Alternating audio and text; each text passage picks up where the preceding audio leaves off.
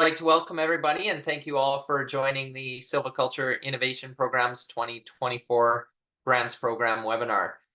Today, our goal is to provide context on the grants that the program is offering, share some resources to help you in shaping your proposals to meet the needs of the program, and to answer any questions that you might have about the program. For those that don't know me, I'm Matthew Pyper. I'm with Fuse Consulting, and I'm the lead facilitator for the Silviculture Innovation Program. And I'm excited to be moderating today's webinar. I'm logging in from Salmon BC, which is on the traditional unceded territory of the Secwepemc people. I'd like to just do a little bit of housekeeping in terms of orienting you to a few functions that we're going to be using today. At the bottom of your screen, if you hover your mouse over the bottom of your screen, for some of you that might be on digital devices or on iPads, it might be at the top of your screen as well. There's a Q&A function there. So that Q&A function is going to be really essential for us today. As Alana and Kira and others are walking through the grants program, you're going to have an opportunity to submit your questions that you have. Once we get to the Q&A session, I'll be reading out the questions from that Q&A panel, and those will be the questions that we'll be responding to today. So I'd encourage you to open up that Q&A function. As questions emerge about the program in terms of clarifying the grants program, feel free to enter those in there. And there's also an upvote function in there. So if you're seeing questions coming into that panel that are, hey, that's exactly in line with the question that I have, you can feel free to upvote that question. That essentially gives us an understanding that there's a lot of people with similar questions. And so we can prioritize some of those questions to make sure that you're getting as many answers as possible. There's also the chat function on the bottom there. So if you're having any technical issues, if your audio is not working, or if you just have some questions for us as hosts, you can put those questions in there or get any assistance through that. But again, if you're asking questions that you would like to be answered through the Q&A session, we'd encourage you to use that Q&A function at the bottom. I'll also mention that we are recording today's session, and we're going to be posting the webinar recording on the website by Friday. And for the Q&A component of this session, that won't be a part of the recording, but it will be put into a frequently asked questions document. And that frequently asked questions document is going to be posted alongside the webinar. So maybe just to make sure that we're able to use some of the chat functions and the Q&A functions, if you can find the chat function, and I'd encourage you all to reflect on the traditional territory from which you're dialing in from. Give us a little bit of a chance to understand the different regions and the traditional territories from which you're dialing in on. So if you want to find that chat function, put in there the traditional territory that you're dialing in from, that would be great. As you're doing that, I'll maybe briefly review the agenda. So Alana, do you mind moving us to the agenda slide, please? Okay, so the agenda for our webinar today, we've had the introduction and setting the stage here. We're then going to have Alana offer an overview of the 2024 grants program. We're then going to have Laura, a member of the operations team and the Silviculture Innovation Program. She's going to walk through the submission portal. And then we're going to have some open question and answer. So this is where we'll be drawing from those questions that you're putting into the Q&A function. Again, we'll be reading out the ones that are kind of upvoted and prioritized by the group, and we'll be answering as many of those questions as possible that come into that Q&A function. It's a really effective way for us just to kind of manage the overall volume of questions and make sure that we're using our time as efficiently as possible here today. By the end of the webinar, we'll have a few minutes to cover next steps and talk about some of the timelines with you just to keep you aware of that. Alana, if you can go to the next slide. I also just wanted to offer a few guideposts for us today, just to make it help enable us to make really great use of the time here today, and also just to help in terms of clarifying the scope for what we're here to address in the Q&A question period today. So we certainly welcome clarifying questions, exploratory questions, or questions that are seeking context or background for aspects of the grants. That's really the essence of what we're here to do. We want to set you all up for success. We want you to have the greatest opportunity possible to align your ideas to the grant program here that's being offered. We'd love it if you could focus the questions around the two grant programs, so the Innovation in Action grant that we'll be covering, as well as the Capacity Building grant. Questions that are beyond that scope won't be prioritized here today, just because, again, we're trying to manage the time and the scope of the conversation here. We'd love it as well if you can frame your questions as questions, not statements. It just makes it a lot easier for the panelists and the operations team for the Silviculture Innovation Program to understand where you're coming from with that question and to get you a really good answer so that it's most beneficial for you. And then to help us manage and prioritize questions, please submit your questions through that Q&A function, either during the webinar or also afterwards. And if you want to keep your eye on that Q&A function, again, you can use that upvote function to see if there's common questions or questions that you also agree are high priority for us to address here today. So with that, I'm going to pass it over to Alana, and she's going to introduce the program.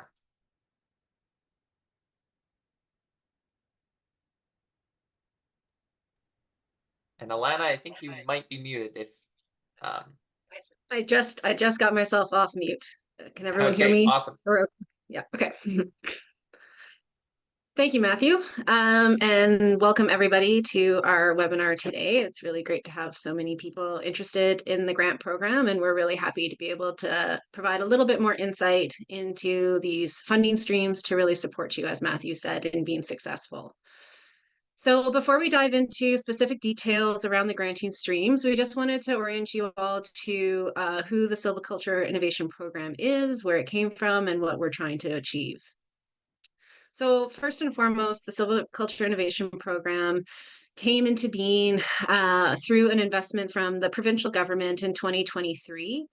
The BVRC, the Bulkley Valley Research Centre, which is based on the traditional unceded territory of the Wet'suwet'en in Smithers, BC, received $10 million to support the development of a program to help innovate silviculture across the province. So since 2023, the BVRC has been actively working to develop the program and the design and the implementation. And overall, for those that aren't aware of the BVRC, it is a nonprofit research institute, and we focus on knowledge creation and extension throughout the province.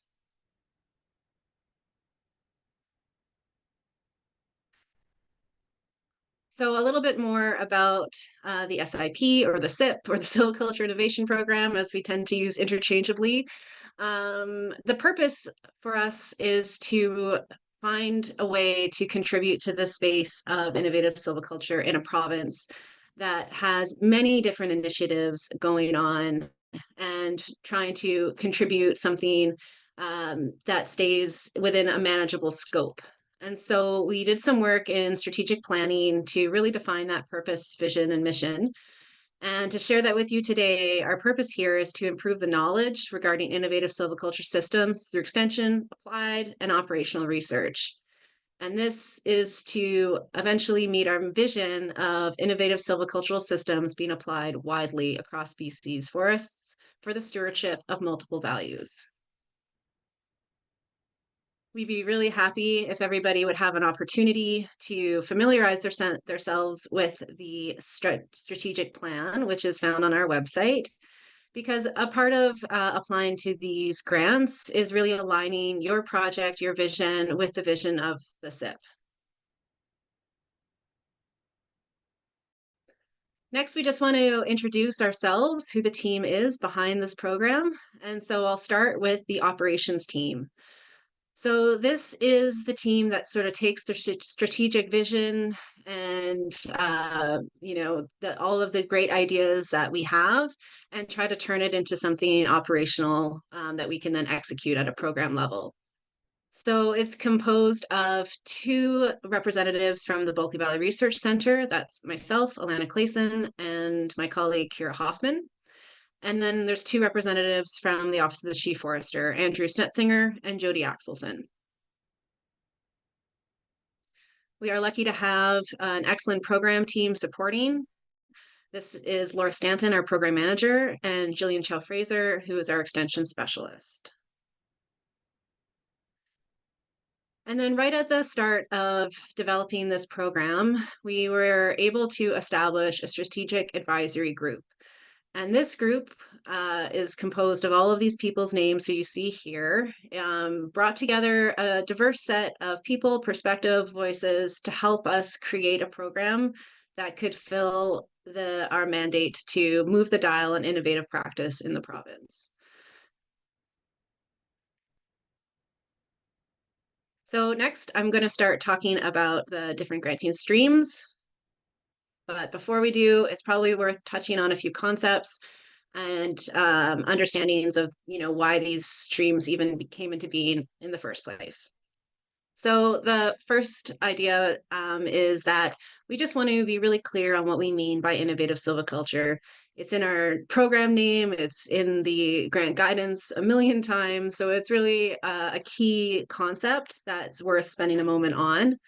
So innovative silviculture to us is in systems for harvesting, growing, and tending a forest, where the primary objective is to achieve holistic stewardship of the land base, including maintaining ecosystem health, water quality, and quantity. It's about understanding and appreciating the ecological, social, cultural, and economic value of forests, where stewardship is focused on maintaining the continuity of dynamic ecosystem processes and functions. And so that's a lot of words to say that innovative silviculture is about the why we are doing certain practices and using those practices to achieve multiple different values that can look like non-timber values, cultural values, many different things. And so next, we just wanted to clarify why we have a granting program within the SIP. So we think that it's really important to gather as many voices and participants and practitioners together to co-create this future where innovative silviculture is being used more widely. So we understand that some of the obstacles to this implementation is through limited knowledge or access to existing knowledge. And so the objective with the grants is to enhance that implementation through knowledge creation, sharing, and extension. So the grants overall just offer that opportunity to open up the call to a large range of practitioners, diverse, innovative thinkers across the whole province to help us identify and fill knowledge gaps, increase the accessibility of knowledge for forest practitioners, and also have it integrated the collaboration and network building that we know is integral to seeing this change that we want in our forests. We use the word extension throughout our program, our grant guidance. It's all over our website. And for many, that could be your first introduction to this word. So we just wanted to provide a bit of an understanding of what we mean by extension and why we think it's so important. So extension is a process. It allows the empowerment of individuals and organizations, communities to meet complex challenges of translating knowledge to practice. It's the connection between the producers of the knowledge and the users of that knowledge to ensure that outcomes are usable and successful or not, and share those learnings as well. Extension is the act of reframing, translating, mobilizing knowledge to different audiences, and that being really key and integral to its extension is understanding who's the target audience for this work. And the SIP overall is really built on this foundation that together applied research and extension are a powerful combination to put knowledge into action in this innovative silviculture space. So we've had this first round of grant the grant streams opening this fall. And so I'm just going to go through each of these streams now. The idea with this first call is to really support the implementation of innovative silviculture, focusing on operationally rooted projects, building capacity, and creating relationships. So just to give you a sense of what the timeline for this granting program is, the grants were launched in September. They will be closing the 1st of November. We'll go through a review period. And by early January, successful applicants will be notified with some funding available upfront and projects being able to commence in the winter. So let's dive into the first stream. This is the Innovation in Action granting stream. The purpose here is to really facilitate the operational research, applied research, and implementation of innovative practices. We want to see smaller projects get off the ground, and we also see a role here in helping larger projects that are already ongoing add additional elements that may help us understand what the impacts of these practices are on our different values that we are managing for, and share that knowledge amongst practitioners. The types of activities that are eligible here are really those activities that are beyond tenure obligations. So things like additional data collection to understand the impacts on forage of a certain practice, to understand how to create a prescription to manage for multiple different values using fire. These types of activities which go above and beyond the bare minimum is what we're looking for. We want to enable these applicants to undertake these tasks to help us build out more knowledge on how they work, where they succeed, and where they may fail, and to facilitate the sharing of that knowledge amongst practitioners. Some key numbers around this is that there is a minimum ask of $10,000. It can go up to 50. These projects can last for 2 years, with the final deliverables being at the end of February 2027.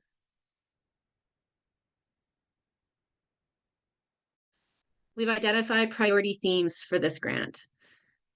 This means that there are specific areas that we've identified through the work of the Strategic Advisory Group, as well as work with the Knowledge Summit that was held this past winter, to broadly work with our larger community to understand current knowledge gaps and how we can be successful in supporting the filling of those gaps and extension of that knowledge. So we've identified these themes, and all projects should apply to at least one of those themes. You may be tempted to click as many themes as you can possibly find, but really focus on the themes where your project fits really well and focus on that. You'll find information on the priority themes in our grant guidance document, which you can just see a little snapshot here. I won't go into details around each of these themes today, but we will of course take questions on that during the question period, and you can always follow up with us after if it remains unclear whether your project meets that theme. We have also identified elements of success. As Matthew said, and I said earlier in the introduction, we're looking to support you to be successful. So we've tried to articulate really clearly what we're looking for in your application so that you can succeed in this. There are 5 key elements, and you'll notice that these elements are all behind each of the questions we're asking in the application process. Considering these at the outset of the project will really help you be successful. So you can find more about the elements of success here, again, in the grant guidance document. And an example of how this looks when you go into the application is there's an element called the need and gap. So there's many different questions where we're trying to get at that and assessing whether your project truly is a need and a gap and how your work is going to help us fill that gap. So things like, what the themes does your work apply to? Which areas of the province is this in? How will your work address this knowledge gap and extension gap, and so on. The deliverables for this granting stream are a halfway report, which is relatively unique for a granting program, but we see this as an opportunity to have a conversation with each project grantee and be able to ensure that their project is on track to be maximally beneficial to the vision of the SIP. So what that means is we need a report that can help us understand if you need support in realigning to the vision, or if there's been any changes that you need support in navigating. At the end, there's a final report, and there will also be a requirement for extension products. This will enable us to share the knowledge that we gain from your project with other practitioners more broadly across the province. We do want to highlight that we acknowledge and support data sovereignty. Not all knowledge and not all data is shareable.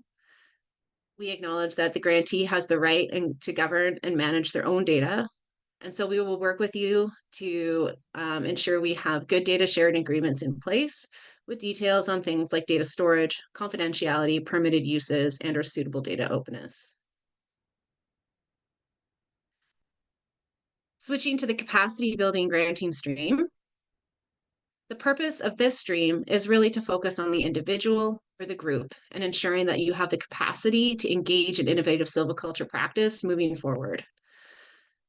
So here we are looking to initiate projects, ideas, and collaboration, or professional development of skills related to innovative silviculture.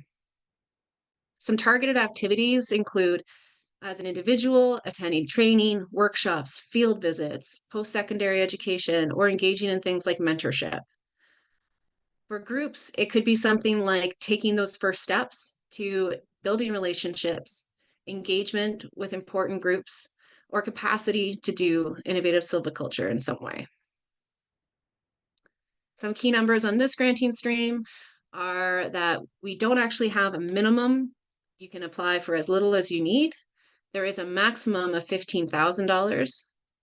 This grant is just for 1 year with deliverables due at the end of February 2026. We've also worked to ensure success for applicants here by really identifying some of these key elements that will help get you there. So in this case, you'll find in the grant guidance for the capacity building PDF, the 3 different project themes that you'll see here. And so hopefully you can get acquainted with these while you're making your application. The deliverables for this granting stream look a little bit different. There is a halfway report where it's a check-in with individuals, groups to celebrate and share experiences, understand what's going well and what isn't, and helping carve out solutions if solutions are needed. At the end, there will be final reports, and this will really allow us to measure and track our success in supporting increased capacity building within innovative silviculture space in the province. There's no requirement for extension products explicitly in this granting stream, but we really do encourage applicants to think about taking photos, videos, and other useful media materials throughout the course of their capacity building grant to help report and talk about the different stages. Okay, and with that, I'm going to pass it over to Laura Stanton, our program manager.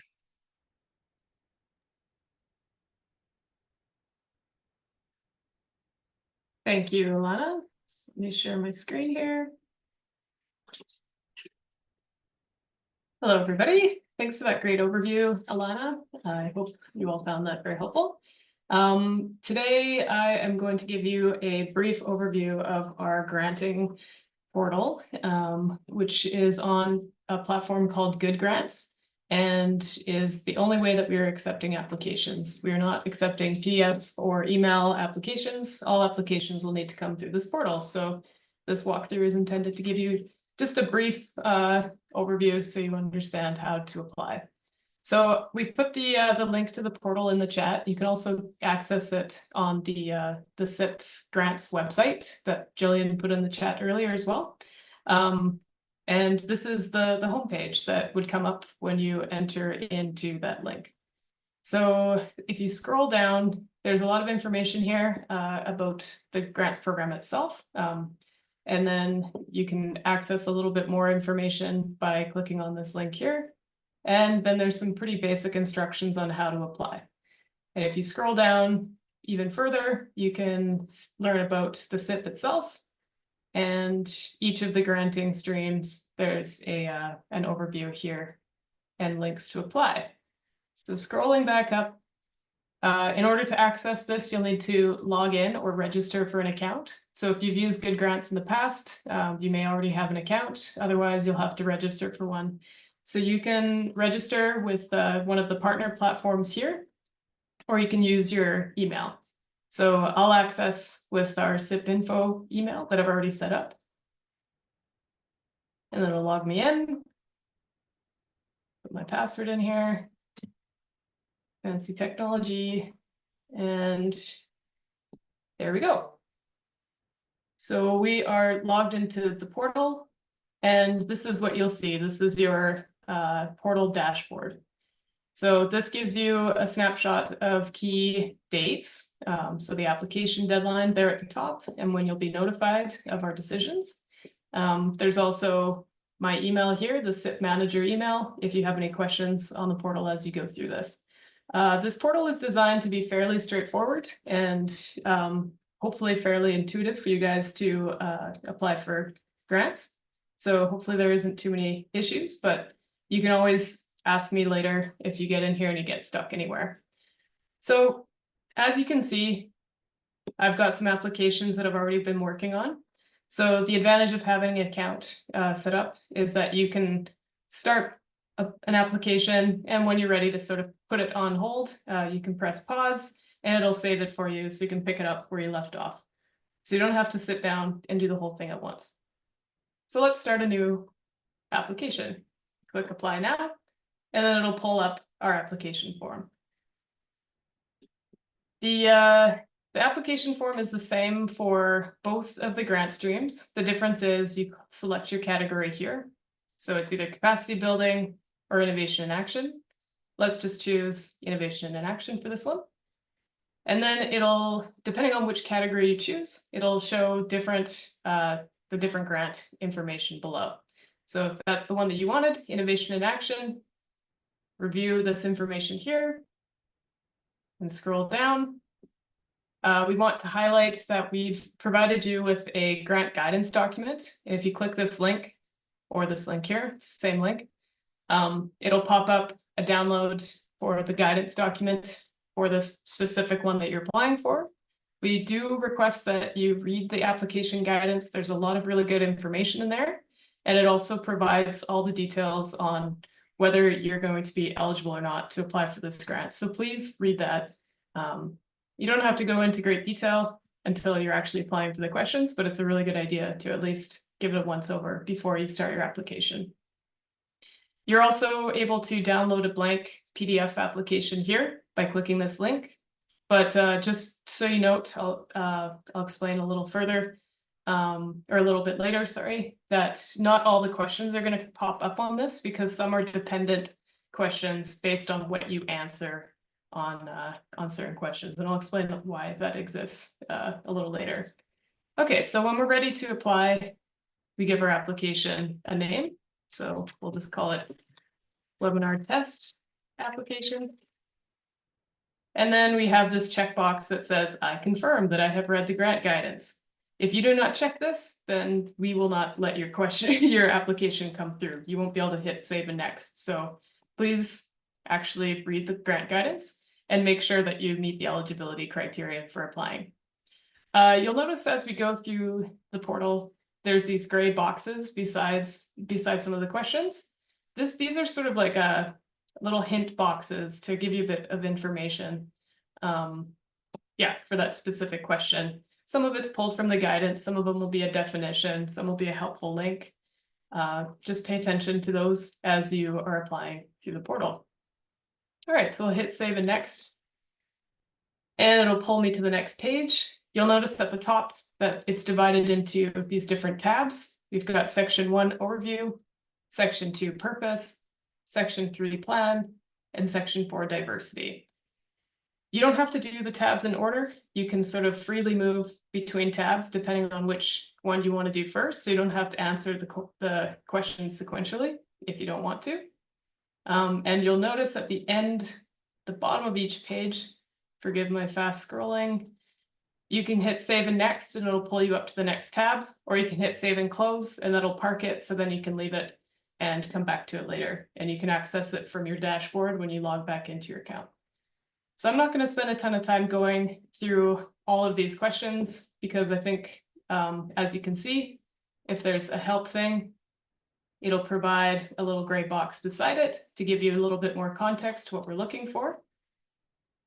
But I do want to point out the different types of questions. So sometimes it'll prompt you, it'll say, this one, for example, at the top is a website.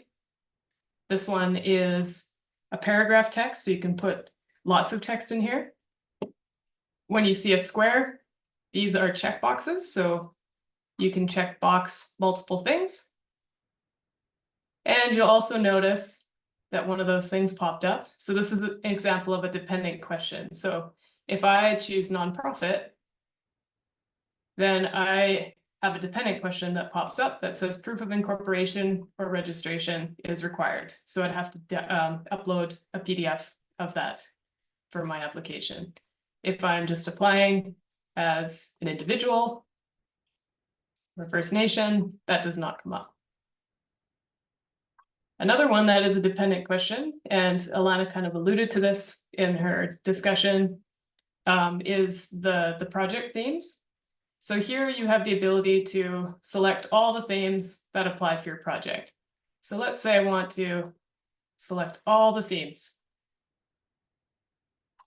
And let's scroll down and hit save and next.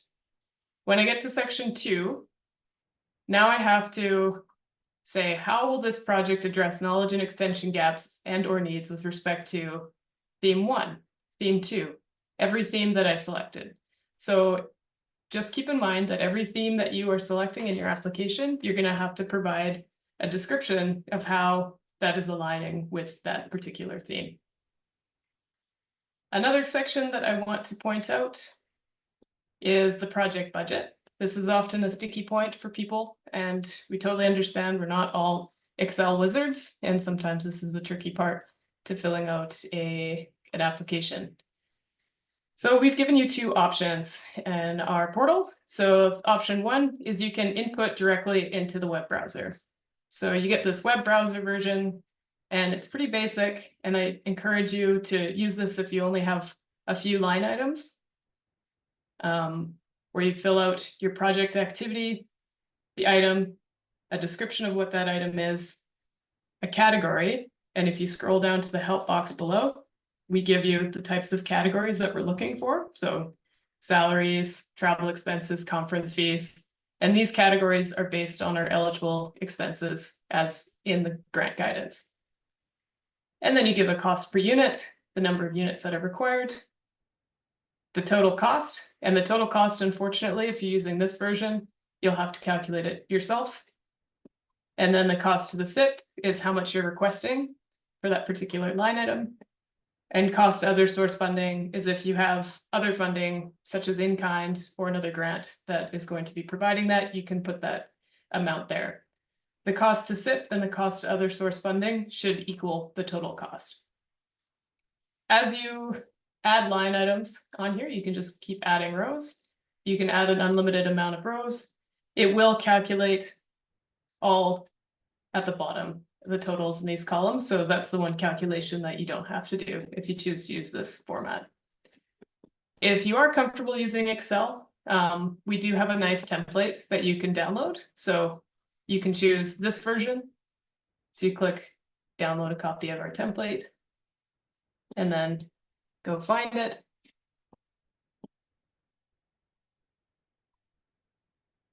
And hopefully, can you guys see that? Okay, is that coming up okay? Or is it still showing the website?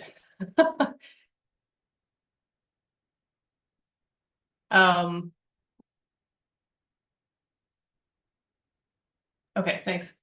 So yeah, this is our project budget template, and I'm not going to go into great detail here, but basically there's an instructions tab, and if you read this through, it's the same instructions that are on the online version, and then you can basically fill it in. The difference is this will automatically calculate for you, and you also get some drop-down menus for expense categories and things. So yeah, if you have any questions on that, I'm happy to answer that, but it's built to be pretty user-friendly, so hopefully there's not too many issues with it.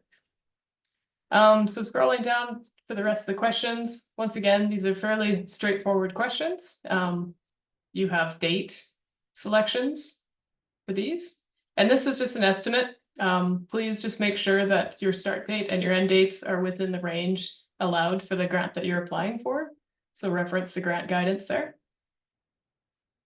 And there's a question on required deliverables and reporting.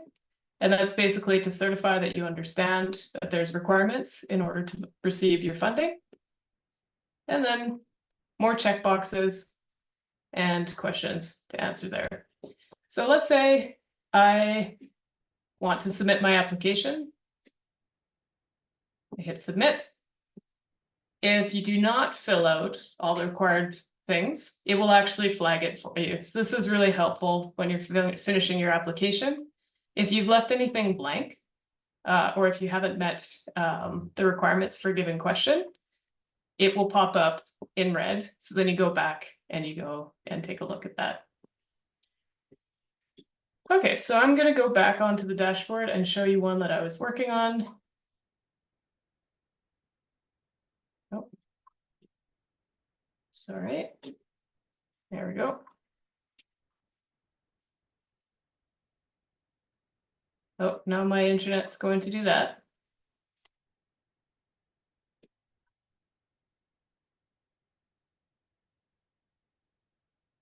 Okay, so I'm going to go back into my applications here on the dashboard. And I can see that I have my webinar test application in my applications in progress. And then I also have the other ones that I'm working on. So you're able to apply for both the capacity building grant and an innovation action grant. So you can see them both here. I've actually got two going for innovation and action. You can't apply twice for innovation and action, but if you have two projects and you're going to pick one at the end and submit that application, or if you just want to like open up a test application for yourself and just answer some of the questions just to see if you want to apply, you're welcome to do that and then start another application. From here, you can also delete anything and you download a copy of yours if you're like me and you like to review things yourself with the printed out copy. So if I go into my test application here, this is one that I completed earlier. You can see that I've got some information filled out in the budget here. And some things in the overview. Yeah, hopefully that is a fairly straightforward process. So when you're ready to submit, just make sure you've filled out all the fields as you want to. The red flag function will highlight things that you've missed, but it's not going to catch typos and things. And we also want to mention we're doing the reviews as a blind review, so please do not include any personal information like contact or names. Don't embed that information into the questions directly. Just keep that to the contact names, like the places that it's specifically asking for it. And yeah, if you have any questions, feel free to reach out. And that's all for me. Thank you.